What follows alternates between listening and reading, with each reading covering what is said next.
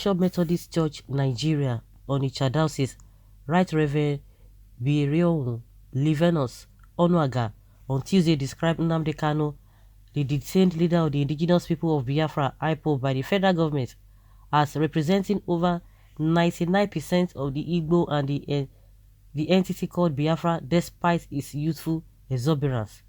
Bishop Onuaga also said that Mazi Nnamdi Kanu is an asset not only to the Igbo but to the entire southern Nigeria, adding that any Igbo person openly criticizing him now that he is embattled is a lost soul, bastard and naive. He said he had no apology for using such words. He said that a handcuff in the hands of Mazi Nnamdi Kanu was a handcuff in the hands of all Igbo. According to him, in a country controlled by ethno-religious identities and political diversity, anyone throwing his own under the bus was making the biggest blunder one could think of. Bishop Onuaga insisted that Nnamdi Kanu was not the problem of Nigeria. He said that as long as Northerners were still standing with Pantami, Gumi, Miyetti Allah and others, he would stand with Nnamdi Kanu.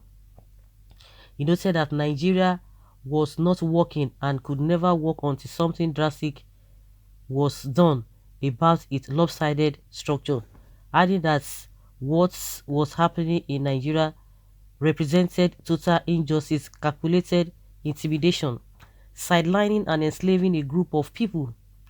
He declared that those that were benefiting from the systematic injustice would never allow the current system to be tampered with. In the last few days, there has been mixed feelings in the nation of Nigeria. It is no longer news that Nnamdi Kanu has been rearrested. Many people have their opinions on this and they are entitled to their opinions. I am equally entitled to mine.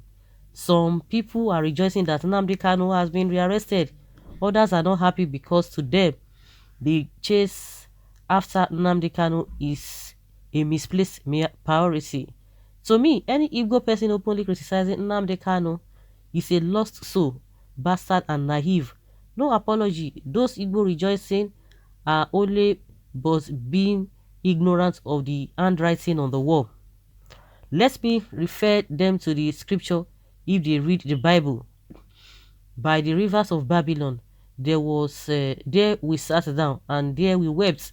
Then we remember Zion. There on the poplars we hung our harps, for the wicked carried us away in captivity and required from us a song. How can we sing the Lord's song in a strange land? Psalm 137 verse 1 to 4. Those who are rejoicing do not know or understand that a handcuff in the hand of the leader of the indigenous people of Biafra (IPOB) is a handcuff in the hands of every Igbo man. If I may ask, why are they thanking God for the arrest of Nnamdi Kanu? If I take a look at the apartheid policy in South Africa, the legend of our time, Daddy Nelson Mandela, spent 27 years in prison to emancipate his people. He died in the struggle. Those rejoicing are only being selfish. How many of their investments are in Onitsha, Enugu, Oka, Abakaliki, Umuahia, and Owerri? They are only making themselves as Tobias and Sambalats. I listened to Senator Victor Ume talk about the ideology of Nnamdi Kanu, where he allegedly said Nnamdi Kanu may have spoken like a young man. He is, but is there truth in all he's saying?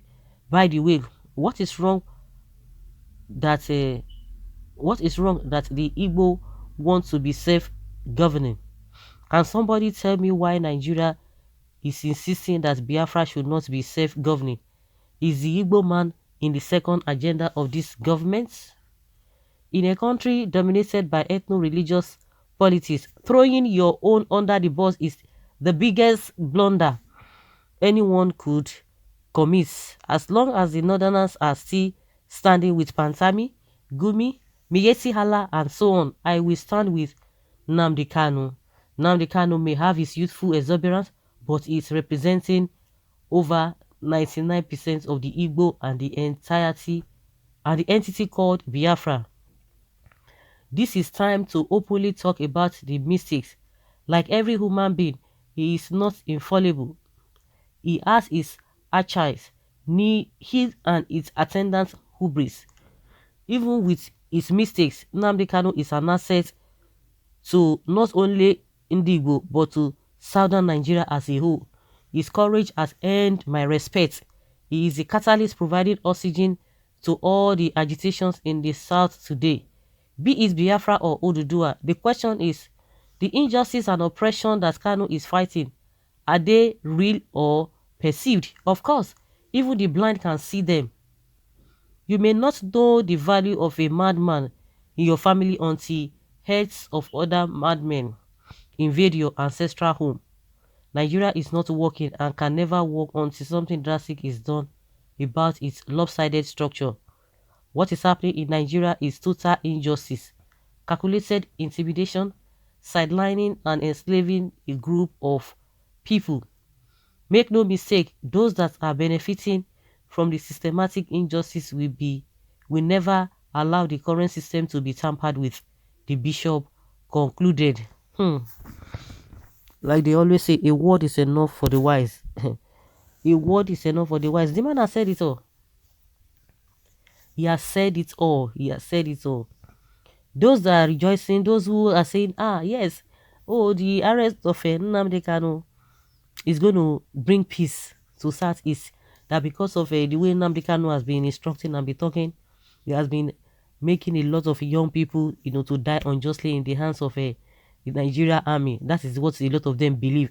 Now that he has been arrested, the Northerners will no longer be accusing especially the Ohanese, Ndigo, and the elders and the governors. So they will have rest of mind. They will now know that this man is with them. And that's why they came out and say, we know nothing. Or we are not supporting Nnamdi Kanu. They are just deceiving themselves. Or majority of those people just want a shortcut. They want a shortcut. Selfishness.